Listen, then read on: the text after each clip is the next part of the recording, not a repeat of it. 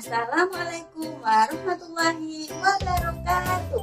Saya Nafiatul Solihah dari PGRI 6D akan melakukan kegiatan mikro teaching untuk memenuhi tugas ujian akhir semester yang diampu oleh Ibu dosen Syarifah Fitri Hidayat.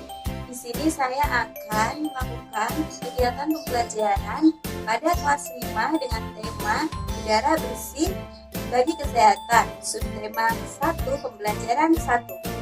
Assalamualaikum warahmatullahi wabarakatuh. Selamat pagi anak-anak. Siapa yang hari ini tidak masuk sekolah? Alhamdulillah ya, semua masuk sekolah.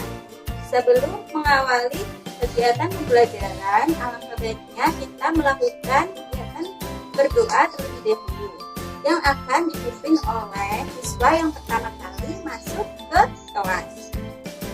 Berdoa mulai. Mengapa Ibu menyuruh siswa yang pertama kali masuk ke kelas? Karena untuk menerapkan sikap disiplin sejak dini. Sikap disiplin sangat penting untuk kalian miliki sebagai seorang murid. Sikap disiplin nantinya akan membentuk karakter kalian menjadi siswa yang lebih baik.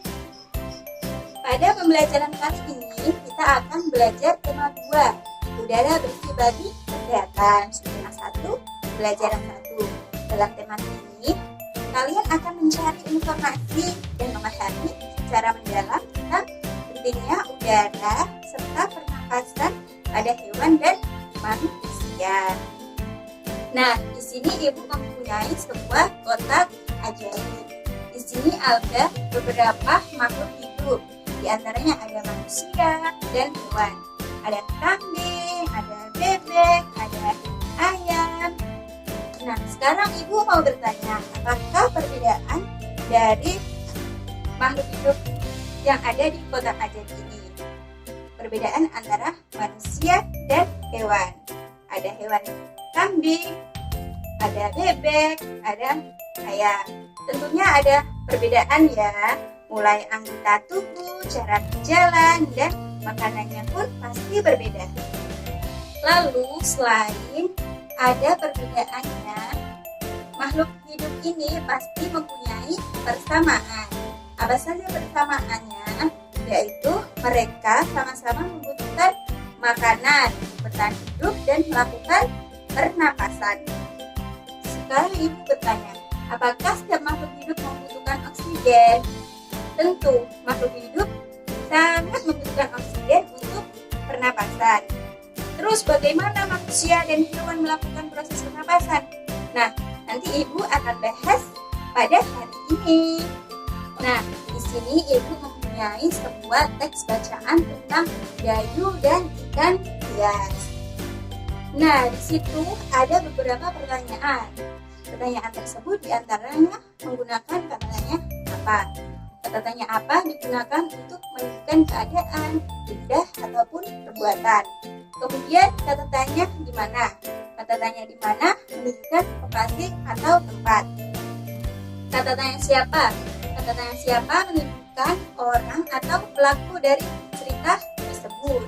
Selanjutnya itu kata tanya kapan. Kata tanya kapan menunjukkan waktu. Sekarang coba kita cermati kembali teks bacaan tentang gayu dan ikan hias. Di situ pada paragraf kedua tertulis bahwa ikan tersebut membuka dan menutup, seolah-olah ikan itu telah menelan air. Mengapa? Karena ikan tersebut telah melakukan proses pernapasan. Nah, pernapasan pada ikan menggunakan organ yang disebut dengan insang. Nah, Ibu mempunyai sebuah papan hewan. Di sini ada beberapa hewan, macam-macam hewan ya. Sekarang kita akan belajar pernapasan pada hewan. Yang pertama, cacing. Di sini ada cacing.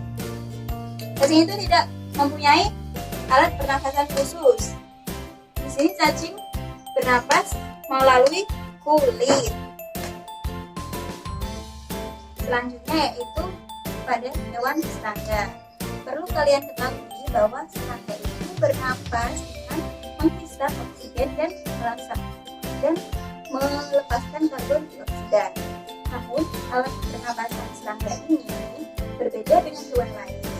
Alat pernapasan serangga berupa trakea, yaitu sistem tabung yang memiliki banyak percabangan di dalam tubuh. Percabangan trakea ini disebut trakeola. Nah, perlu kalian ketahui pada serangga ini udara masuk ke trakea melalui pori-pori kecil disebut permukaan. Pori-pori kecil di permukaan tubuh serangga yang disebut spirakel. Ini ya spirakel. Selanjutnya udara beredar melalui udara kecil. Sel-sel tubuh mengambil oksigen langsung dari pembuluh udara kecil itu. Karbon dioksida dari sel akan mengalir ke trakeola, lalu dibuang melalui lubang spirakel. Nah, selanjutnya yaitu pernapasan pada ikan. Ikan bernapas menggunakan insang. Insang ini mirip dengan saringan. Insang terdapat tepat di belakang rongga mulut pada kedua sisi kepala ikan. Dari di sini ya. Nah, di sini ada sebuah gambar ya. Ini ada insang ikan. Nah, ini terdapat ini mulutnya.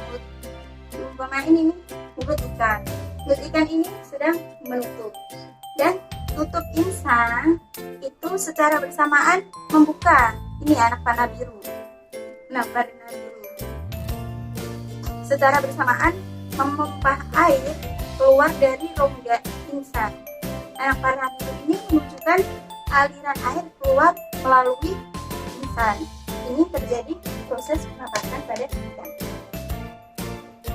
Nah, selanjutnya alat pernapasan pada kata. Kata itu termasuk hewan amfibi, yaitu hewan yang hidup di darat dan di laut. Saat masih berbatu cebong, kata hidup di dalam air dan bernapas menggunakan insang luar. Namun, setelah berumur 9 hari, kecebong bernapas menggunakan insang dalam. Insang pada kata akan menyusut seiring mulai berfungsinya paru-paru, dan kata muda pun tumbuh menjadi kata dewasa. Di sini kata dewasa akan bernapas menggunakan paru-paru dan permukaan kulit. Selanjutnya yaitu pernapasan pada burung. Burung ini bernapas menggunakan paru-paru. Paru-paru burung terletak di dalam rongga dada. Sini tempatnya, rongga dada. Udara yang mengandung oksigen masuk melalui lubang hidung. Lubang hidung pada pangkal paru sebelah atas. Selanjutnya, udara masuk ke pembuluh udara yang disebut trakea. Dari trakea, udara sebagian masuk ke paru-paru dan sebagian lagi masuk ke kantong udara. Ini kantong udara di sini ya. Selanjutnya yaitu alat dan sistem pernapasan pada mamalia. Mamalia adalah jenis hewan yang menyusui anaknya. Ada dua jenis mamalia ya, yaitu mamalia darat dan mamalia air. Mamalia darat misalnya ada kambing, sapi, kerbau, dan kuda. Mamalia air misalnya ada paus, duyung, dan lumba-lumba. Ini ibu mempunyai contoh mamalia darat. Alat pernapasan mamalia darat terdiri atas hidung, terus pangkal tenggorokan, baru batang tenggorokan, dan menuju ke paru-paru. Contohnya yaitu pada mamalia air. Di sini ibu mempunyai contoh yaitu lumba-lumba. Pada mamalia air ini hidungnya dilengkapi dengan katup. Saat mamalia tersebut menyelam, katupnya akan menutup. Sebaliknya, saat mamalia tersebut muncul ke permukaan air, katup akan terbuka. Saat itulah mamalia air tersebut akan menghirup oksigen serta mengeluarkan karbon dioksida dan uap air. Nah, dari pembelajaran kali ini kita sudah belajar banyak tentang udara bersih bagi kesehatan pada tema 2. Mari kita simpulkan bersama-sama. Pada hari ini kita sudah belajar tentang kata tanya. Ada kata tanya what, apa, siapa, why, mengapa, when, kapan, where, dimana, how, bagaimana, yang bisa disingkat menjadi 5W plus 1H.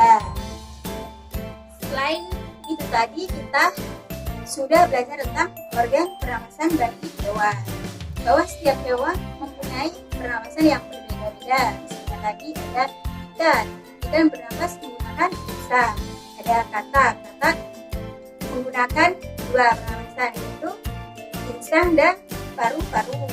Paru-paru itu digunakan bernapas saat katak sudah dewasa. Ada kuda dengan bernapas menggunakan paru-paru.